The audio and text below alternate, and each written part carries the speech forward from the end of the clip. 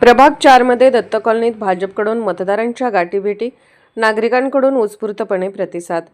मिरजेतील प्रभाग 4 हा गेल्या काही वर्षापासून भाजपचा बालेकिल्ला म्हणून मानला जातो। ज्येष्ठ नेते सुरेशबापू आवटी यांच्या नेतृत्वाखाली हा गड भाजपने आतापर्यंत राखलेला आहे।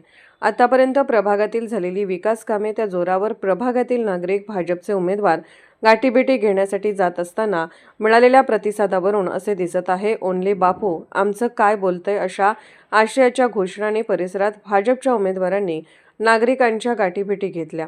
आज झालेल्या प्रचार पदयात्रेत दत्त कॉलनीमधील रस्ता क्रमांक 1 ते 5 पर्यंतच्या नागरिकांच्या गाठीभेटी घेण्यात आल्या।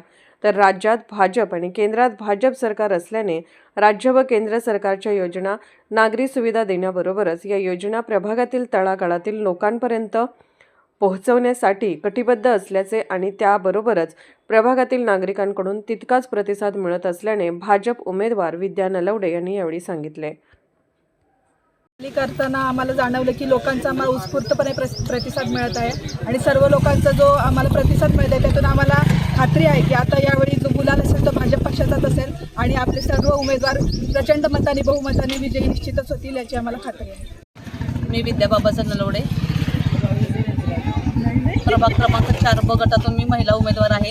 तर आज आमचा प्रभागामध्ये दत्त कॉलनी रस्ता क्रमांक 1, 2, 3, 4, 5 हा भाग आमचा पूर्ण झालेला आहे आणि इथे नागरिकांचा भाजप पक्षाला उत्कृष्ट प्रतिसाद आहे।